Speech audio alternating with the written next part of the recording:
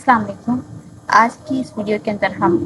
मुस्लिम personal law के एक topic को डिस्कस करने जा रहे हैं, जो कि है हमारे पास grounds for the dissolution of Muslim marriage. ठीक है, इस वीडियो के अंदर हम मुस्लिम मैरिज की जो डिसोल्यूशन होती है उसके ग्राउंड्स पढ़ेंगे कि किन ग्राउंड्स पे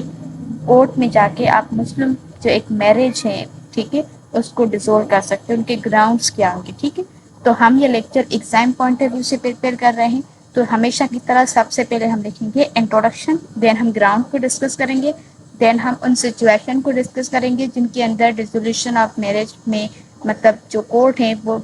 मैरिज को डिसोल्व नहीं कर सकती, और लास्ट में हम कंक्लूजन को देखेंगे। ठीक है, तो हम बिना किसी वक्त ज़ाय के आगे बढ़ते हैं।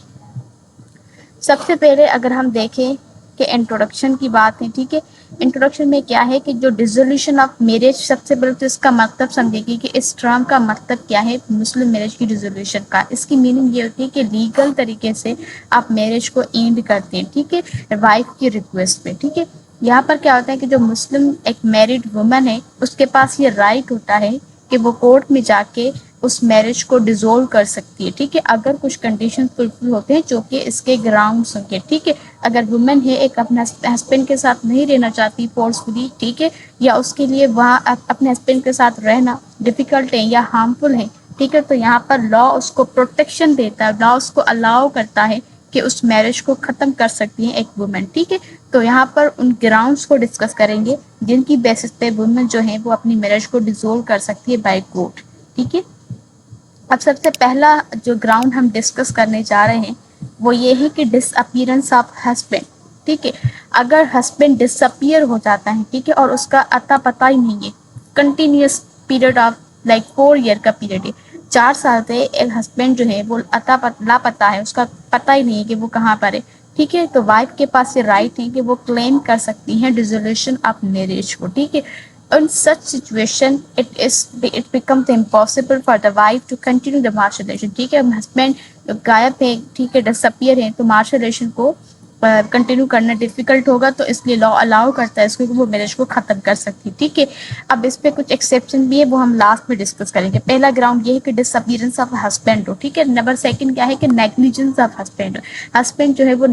हैबिचुअली मतलब आदतन तौर पे क्या हो कि वो नेगलेक्ट कर रहा अपनी वाइफ को, ठीक है, उसको प्रॉपर केयर नहीं कर रहा हो। ठीक है, वाइफ जो अप्लाई कर सकती है डिसोल्यूशन ऑफ मैरिज को। नेग्लिजेंस का यहाँ पर मतलब है कि हस्बैंड जो है वो अपनी रिस्पॉन्सिबिलिटीज जो है उसकी टुवर्ड्स हिज वाइफ को फुलफिल ना करें। ठीक है,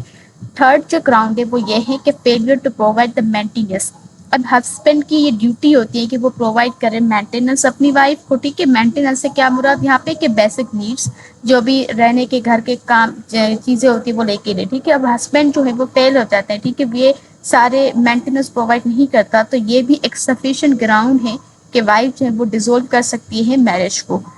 नेक्स्ट जो ग्राउंड है वो है हस्बैंड सेंटेंस। ठीक है, इसमें क्या होता है कि अगर सपोज हस्बैंड को सजा आ गई, ठीक है, इम्प्रिजमेंट आ गई 7 ईयर्स की, ठीक है, अगर एक हस्बैंड को 7 साल या 7 साल से ज़्यादा कोई ऑफेंस कमिट होने की वजह से उसको कोई सेंटेंसेस आती है, इम्प्रिजमेंट सज़ा आती है, ठीक है, कैद हो जाता है 7 साल के लिए या इससे ज़्यादा, तो वाइफ के पास ये राइट है कि वो डिसोल्व कर सकती है मैरिज को। ठीक है, क्योंकि ये क्या है कि जो सेंटेंस है, ये सज़ा आ गई, ये अफेक्ट करता है मार्शल लाइफ को। ठीक है, बिकॉज हस्बैंड जो होता है वो कैद में होता है, तो इसलिए इनको मार्शल जो लाइफ है उसको फुलफिल नहीं किया जा सकता। ठीक है, तो इसलिए भी ये राइट है वाइफ के पास कि वो डिसोल्व कर सकती है मैरिज को। नेक्स्ट जो ग्राउंड है वो ये है कि failure to perform the martial obligation. ठीक है, अब यहाँ पर क्या है कि मैरिज जो हमने पढ़ा है कि राइट्स एंड ड्यूटीज क्रिएट करते हैं, हस्बैंड एंड वाइफ एक दूसरे के ऊपर राइट्स और ड्यूटीज एग्जीक्यूट हो जाती है आफ्टर मैरिज कॉन्ट्रैक्ट। अब यहाँ पर क्या है कि अगर हस्बैंड फेल होता है, अपनी मार्शल ऑब्लिगेशन को फॉलो नहीं करता, कितने पीरियड के लिए, कंटिन्यूसली 3 ईयर्स के लिए, ठीक है, बिना किसी रीजनेबल काज के रीजन के, तो यहाँ पर वाइफ जो है वो डिसोल्यूशन ऑफ मैरिज सीक कर सकती है। ठीक है, नेक्स्ट है कि इम्पोर्टेंसी ऑफ द हस्बैंड, अगर हस्बैंड जो है वो इम्पोर्टेंट हो जाता है, ठीक है, at the time of marriage, और ये भी और कंटिन्यूसली रहता है, ठीक है, तो ये भी एक वैलिड ग्राउंड है डिसोल्यूशन ऑफ मैरिज के लिए, बिकॉज ये जो अफेक्ट करता है एक मैन जो बेसिक पर्पस ऑफ मैरिज होता है उसको। ठीक है, नेक्स्ट है कि ड्रेड डिसीज, अगर हस्बैंड सफ़र कर रहा है किसी ऐसी सीरियस ڈیزیز سے، بیماری سے، جیسے لیپروسی ہو گئی یا کہ ایسی ڈینجرس ڈیزیز ہیں، ٹھیک ہے، جس کے اندر مارشل جو ریلیشن سے اس کو فلفل نہیں کیا جا سکتا اور یہ ڈیزیز کنٹینیوسلی ہوتی ہے فار 2 ایئرس، تو اس گراؤنڈ پہ بھی وائف جو ہوتی ہیں وہ میرج کو ڈیزولو کر سکتی ہے، ٹھیک ہے، بیکاز یہ ڈیزیز جو ہو گئی یہ مارشل لائف کو انسیف کرتی ہے، ڈیفیکلٹ بناتی ہے، تو اس لیے بیکاز ڈیزیز جو آپ کو پتہ ہے کہ یہ ٹرانسفر ہوتی ہے، ٹھیک ہے، ایک بندے سے دوسرے بندے کو لگ سکتی ہے، سو دیٹس وائی یہ بھی ایک ویلڈ گراؤنڈ ہے کہ وومن جو ہوتی ہیں وہ اس گراؤنڈ پہ کیا کر سکتی ہے کہ میرج کو ڈیزولو کر سکتی ہے۔ نیکسٹ ہے کہ میرج ان مینورٹی، اب منورٹی میں اگر میرج ہوئی ہے، ٹھیک ہے، ایک گرل جو میرڈ ہوئی ہے بائی مطلب اپنے فادر کے ذریعے یا پھر انہوں نے اب تک جو نا وہ اٹینڈ نہیں کی تھی، جو ایج آف میجورٹی ہوتی ہے، ٹھیک ہے، وہ 15 ایئر کی نہیں ہوئی تھی، تو اب یہاں پر جیسے وہ میجر ہوتی ہے تو اس کے پاس یہ رائٹ ہے کہ وہ اس میرج کو ریووک کر سکتی ہے، ٹھیک ہے، یہ رائٹ دیتا ہے مائنرس گرلس کو جو ارلی ایج کے اندر شادی کرتے ہیں، تو بڑے ہو کے اگر وہ اس میرج کو ڈیزولو کرنا چاہیں تو یہ بھی کر سکتے ہیں۔ نیکسٹ گراؤنڈ ہے وہ ہے کریولٹی آف ہسبینڈ کا کریول بیہیویئر، اس کے اندر 5 کیٹیگریز آتے ہیں، ٹھیک ہے، جیسے ہیبیچل اسالٹ ہو گیا پہلے تو، ٹھیک ہے، ہسبینڈ کیا کرتا ہے کہ عادتاً ہر روز کیا کرتا ہے اسالٹ کرتا ہے اپنی وائف کو، مطلب دھمکاتا ہے اسے، کریولٹی سے مطلب ظلم کرتا ہے، ٹھیک ہے، بائی ورڈس، تو اس میں کیا ہوتا ہے مطلب اس کی لائف کو میزریبل بنا دیا، ٹھیک ہے، تو اس سچویشن میں بھی وہ ڈیمانڈ کر سکتی ہے ڈیزولیوشن۔ اب یہ جو ٹارچر کرتا ہے یا اسالٹ کرتا ہے یہ دونوں طرح کا ہو سکتا ہے، فزیکلی بھی کر سکتا ہے، نان فزیکل بھی ہو سکتا ہے، مطلب یہ سے مینٹل ہو گیا، ٹھیک ہے،